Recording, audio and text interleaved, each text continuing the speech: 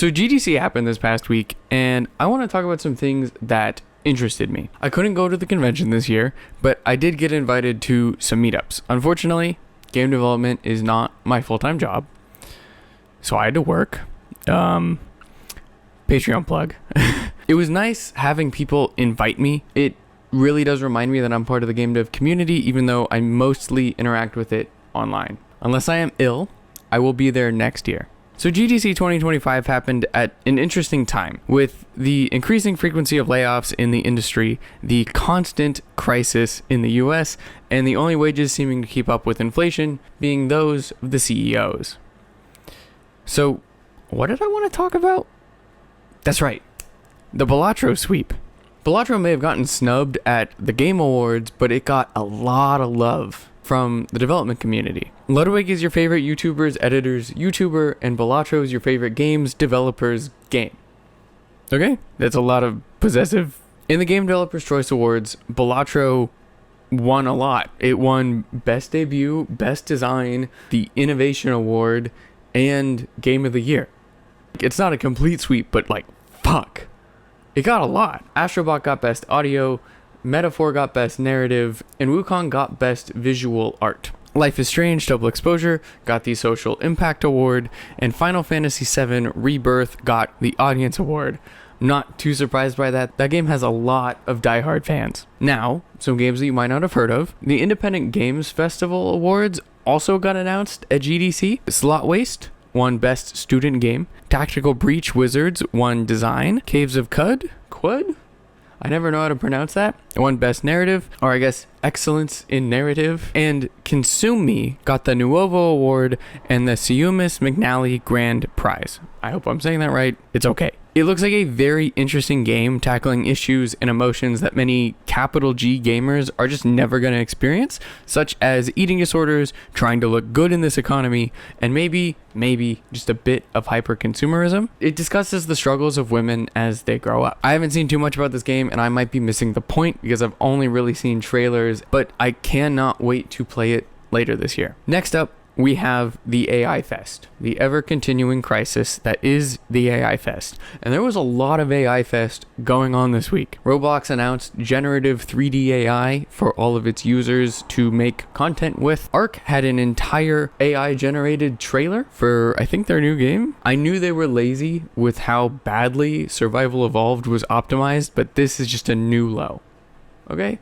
Can we just agree that AI generating a trailer is just lazy? It's just lazy. It's not fun. It doesn't really help anyone. Like, you're trying to buy a game and the advertisement for that game isn't even of the game, whatever. It's not going to help you in marketing. It's not going to help you decide if you want to buy it or not. And it just looks goofy. The fan base is really mad, and they should be. There was also a whole nother AI fest about 40 miles south of GDC, and that would be NVIDIA's GTC.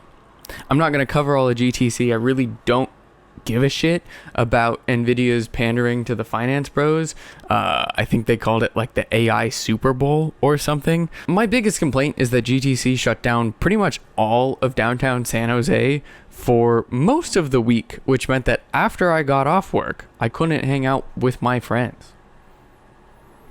Third up, we have the push for accessibility, and I am all for this. We want games to be able to be played by as many people as possible because, as the gaming community, I assume we like games and we want to share them with people. Square Enix, EA, Nintendo, Riot, Sony, Warner Bros., and some of the tech companies announced the Accessible Games Initiative. I know Microsoft has been working on this for a while with its programmable controller support, so you could develop controllers that can be used by people who can't use a typical controller like this. And that's great.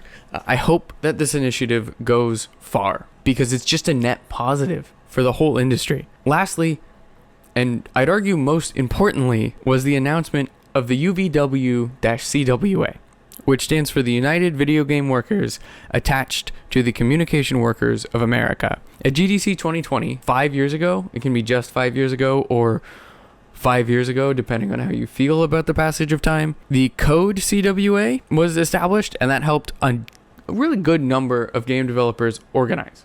I think it was like 6,500. The CWA is a union that's been around since 1947, and attaching to this union is hopefully going to give this video game union some serious staying power. CWA has been on AT&T's ass for about 70 years. It's not going to be perfect, but it is a union. Some of my biggest fears about joining the industry as a full-time dev are the working conditions. Layoffs, bad pay, crunch, and all of the scandals.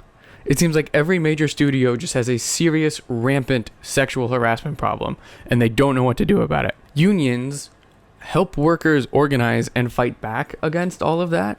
I don't know if you've taken a social studies course. Unions fight for better pay, working conditions, hours, and will ideally pull a work stoppage if sexual harassment gets out of hand. A company's HR department protects the company, and a union protects workers. No matter your opinion on unions, this is undoubtedly good for the industry as a whole. And I'm glad that they announced it at one of the industry's largest conventions, so we can get as many eyes on it as possible. On top of that, I think it was David Lynch who said that art is wasteful. Unions fighting for better hours and less crunch will hopefully bring back some artistry to larger studios that have become very, I'll say, money seeking. Just by giving the developers a little more breathing time. You can't squeeze more juice out of an already crushed orange.